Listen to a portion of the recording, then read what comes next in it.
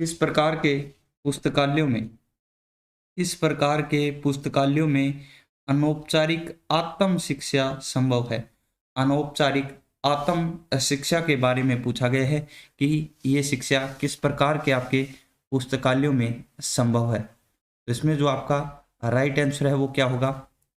4 option दिए गए यहाँ पर आपको, national library, public library, special library या नन ऑफ दिस। तो ये आपकी शिक्षा जो पब्लिक लाइब्रेरी में संभव है, सार्वजनिक पुस्तकालय में ये शिक्षा जो आपकी दी जा सकती है। तो ऑप्शन है बी इसमें क्या होगा आपका राइट होगा, पब्लिक लाइब्रेरी।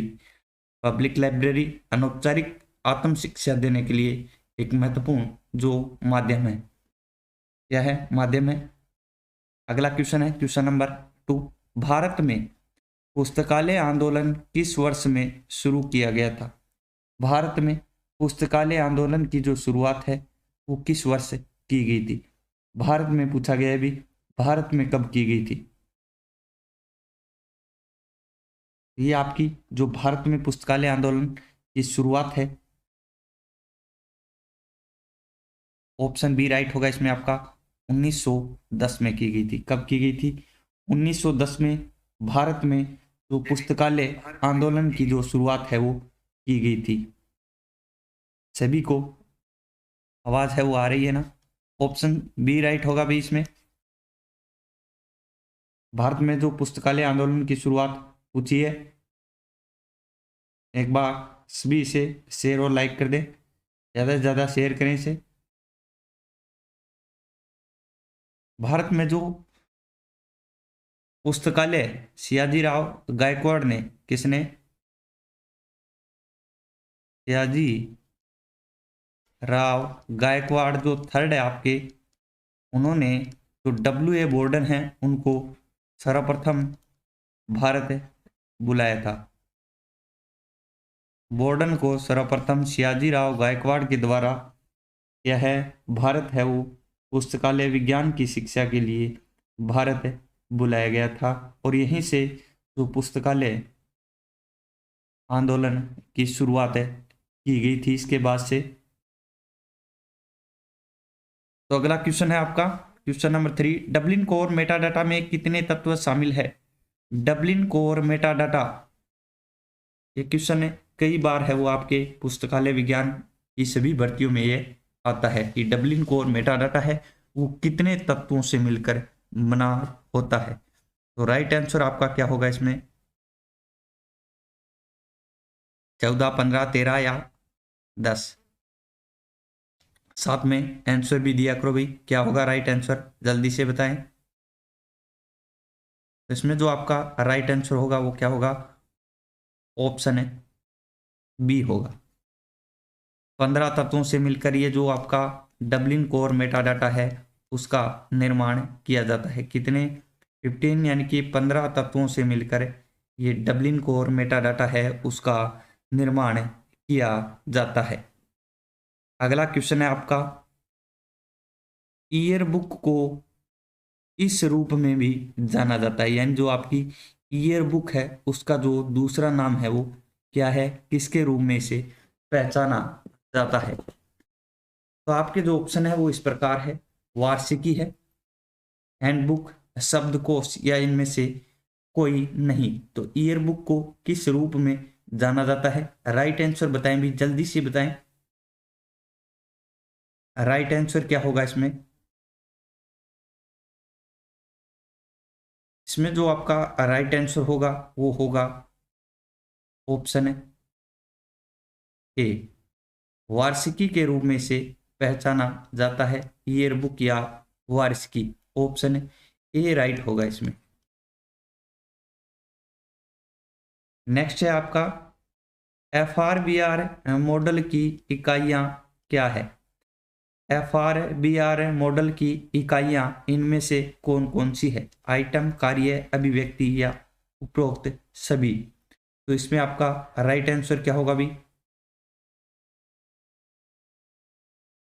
सही आंसर बताना है आपको। FRBR के मॉडल की जो इकाइयां हैं वो कौन कौन सी हैं। तो सबसे पहले है आपका उपरोक्त सभी होंगे इसमें, ऑप्शन डी राइट होगा इसमें। क्या होगा? ऑप्शन डी राइट होगा इसमें। FRBR की जो इकाइयां हैं वो सभी इसकी क्या है? इकाइयां हैं।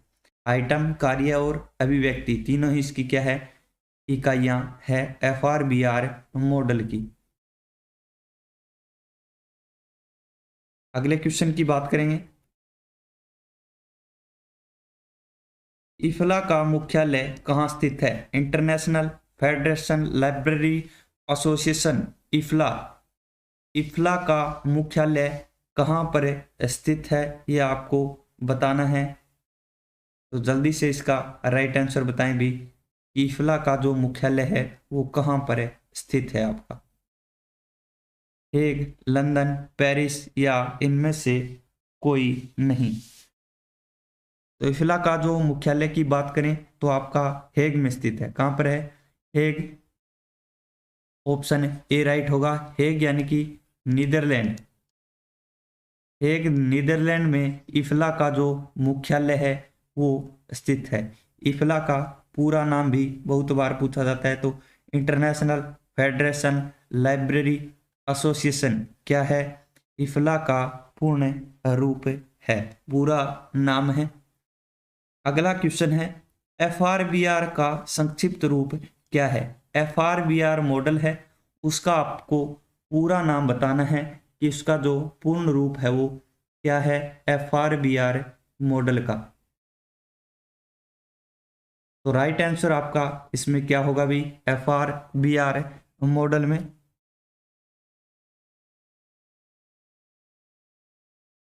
Functional requirements for better records या functional requirements for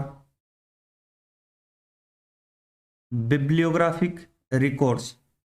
option C है आपका इसमें functional records for big research libraries या नन ऑफ दीज। तो ऑप्शन बी इसमें आपका राइट होगा। FRBR मॉडल का जो पूर्ण रूप है आपका इसमें वो होगा functional requirements for bibliographic records. Functional requirements for bibliographics record आपका क्या है? FRBR मॉडल का पूर्ण रूप है।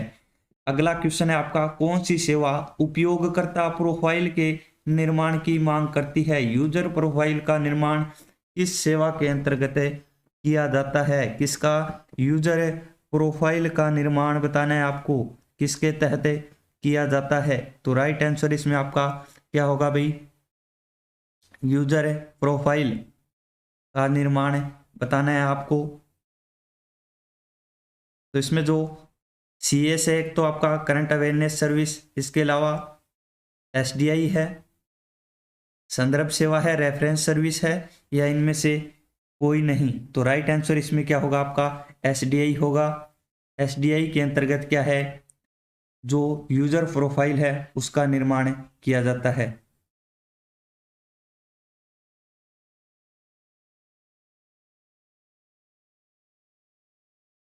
ऑप्शन है बी राइट हो गया इसमें। नेक्स्ट क्वेश्चन है आपका, अलमारियों पर फिक्शन किताबें कैसे आयोजित की जाती हैं? जो आपकी शेल्फ है उस पर जो फिक्शन बुक्स हैं उनको किस प्रकार आयोजित किया जाता है, किसके अनुसार उनको रखा जाता है, ये आपको बताना है। इसमें राइट आंसर है क्या होगा आपका? एक आपका ऑप्शन ए है संख्या के अनुसार, कालानुक्रमिक समय के अनुसार, या फिर ऊंचाई के अनुसार, या वर्णानुक्रम। तो राइट आंसर आपका इसमें अल्फाबेटिक होगा भी, वर्णानुक्रम। ऑप्शन है डी राइट होगा। ऑप्शन है डी इसमें क्या होगा आपका? राइट होगा। ये जो अलमारियों पर फिक्शन फिक्शन किताबें हैं उनको वर्णानुक्रम रूप में सजाया जाता है। इसके रूप में वर्णानुक्रम। नेक्स्ट है आपका,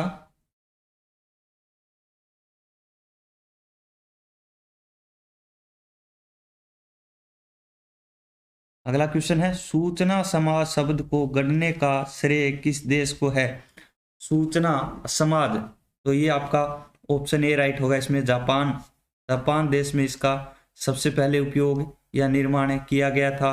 सूचना समाज शब्द का निर्माण जापान में कहाँ पर है? जापान में किया गया था सर्वप्रथम। नेक्स्ट है आपका, यदि दो नॉन फिक्शन पुस्तकों में एक ही देवी संख्या है तो उन्हें क्रम में रखने के लिए क्या उपयोग किया जाएगा? यदि दो नॉन फिक्शन पुस्तकें हैं और उनकी जो देवी संख्या है वो एक ही है तो उन्हें जो आपका क्रम वाइज रखने में किस का उपयोग है वो किया जाएगा? टाइटल, ऑथर्स नेम, साइज या पब्लिकेशन?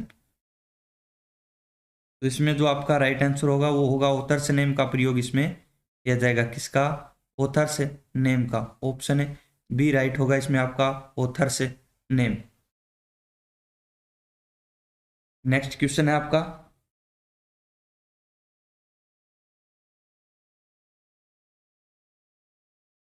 डबलिन कोर क्या है? डबलिन कोर जिसमें मेटाडाटा, जिसमें 15 तत्व थे, वो क्या है?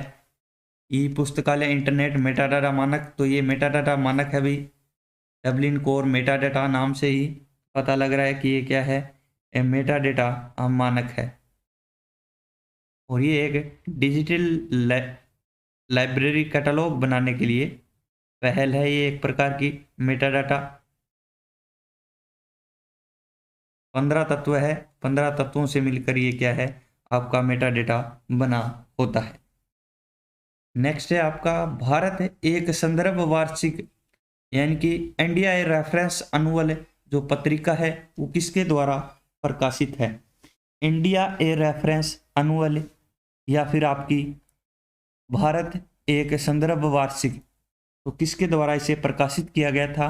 राइट आंसर क्या होगा भी इसमें? सूचना और प्रसारण मंत्रालय भारत सरकार द्वारा, नेशनल बुक ट्रस्ट नई दिल्ली द्वारा, टाइम्स ऑफ इंडिया द्वारा, या नन ऑफ दीज यानी कि इनमें से कोई नहीं। तो ये ऑप्शन है ए राइट होगा इसमें। सूचना और प्रसारण मंत्रालय भारत सरकार नई दिल्ली द्वारा इंडिया ए रेफरेंस अनुअल पत्रिका का क्या है, प्रकाशन किया गया था। हेलो भाई मांगेराम जी, वेलकम। सभी एक बार इसे शेयर जरूर कर दे भाई, लाइक और शेयर कर दें। ए राइट है भाई, ए आंसर दिया गया है। अगला जो आपका क्वेश्चन है वो है सामाजिक विज्ञान उद्धरण सूचकांक। सामाजिक विज्ञान उद्धरण सूचकांक द्वारा प्रकाशित किया जाता है, इसके द्वारा इसका प्रकाशन है वो किया जाता है। राइट आंसर बताएं भी इसमें क्या होगा? ऑप्शन ए दिया गया है आपका भारतीय सामाजिक विज्ञान अनुसंधान परिषद, ऑप्शन बी है टाटा सामाजिक विज्ञान संस्थान, option C American sociological association, या ऑप्शन डी वैज्ञानिक सूचना के लिए संस्थान फिलाडेल्फिया। तो राइट आंसर इसमें क्या होगा भाई? सामाजिक विज्ञान उद्धरण सूचकांक का प्रकाशन किसके द्वारा किया जाता है? तो इसमें आपका ऑप्शन डी राइट होगा, वैज्ञानिक सूचना के लिए संस्थान जो फिलाडेल्फिया है उसके द्वारा इस सामाजिक विज्ञान उद्धरण सूचकांक का प्रकाशन किया जाता है। तो राइट आंसर आपका क्या हो गया? ऑप्शन डी इसमें आपका राइट हो गया है। अभी क्या है? ऑप्शन डी राइट है। नेक्स्ट क्वेश्चन है आपका, ग्रंथना किसका आधिकारिक अंग है? ग्रंथना है वो किसका आधिकारिक अंग है? तो राइट आंसर क्या होगा भी आपका इसमें? ग्रंथना किसका एक प्रकार का अंग है, भाग है, या किसके द्वारा इसका प्रकाशन किया जाता है? तो राइट आंसर इसमें आपका क्या होगा? एसिलिक, ट्रिपल एफ, ILA या ALA? इसमें आपका जो राइट आंसर है वो होगा ऑप्शन बी, ट्रिपल RLF का ये भाग है। राजा राम मोहन राय लाइब्रेरी का ये एक आधिकारिक अंग है ग्रंथाना।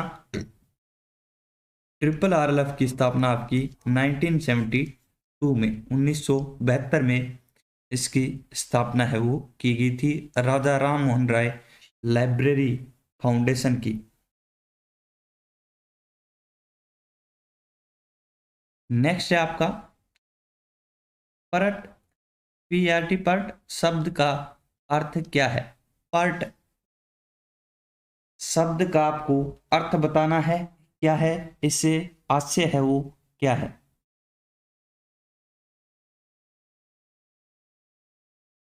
राइट आंसर क्या होगा इसमें? आपका ऑप्शन ए दिया गया है programme evaluation and review committee. Option B है आपका programme evaluation and review techniques. Option C pre education and research training, या option D pre education research techniques. तो इसमें आपका राइट आंसर क्या होगा भाई? पर्ट का आपको पूरा नाम बताना है।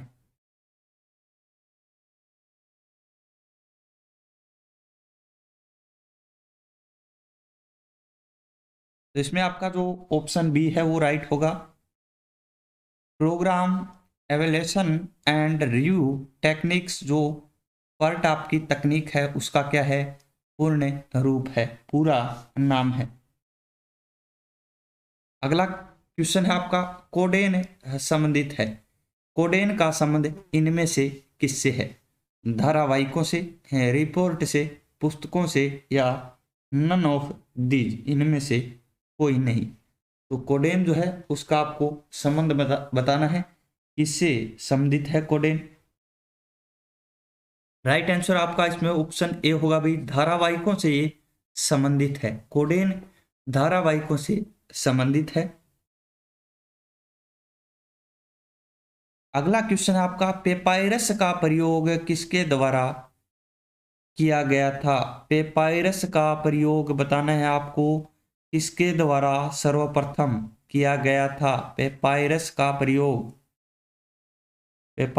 प्रयोग लिखने के लिए किया जाता था भाई। इनमें से कौन सा होगा? बेबीलोनिया, यूनानियों, मिस्र, या उपरोक्त में से कोई नहीं? उपरोक्त सभी के द्वारा। राइट आंसर क्या होगा इसमें? किसके द्वारा पेपायरस का प्रयोग किया गया सर्वप्रथम?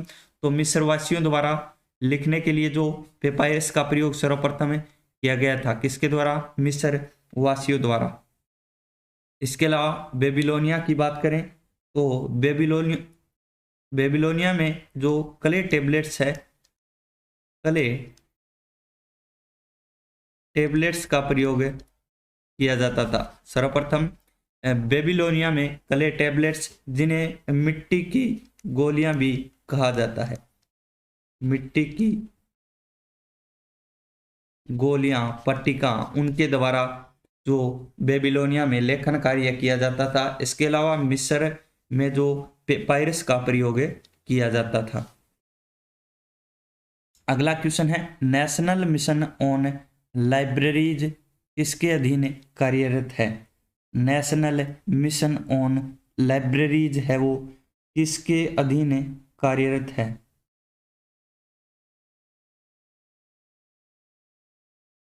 नेशनल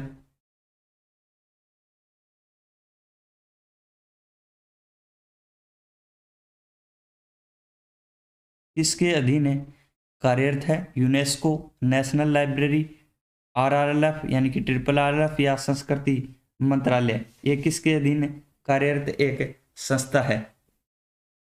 तो national mission on libraries NML की जो शुरुआत है वो 2012 में हुई थी। कब हुई थी?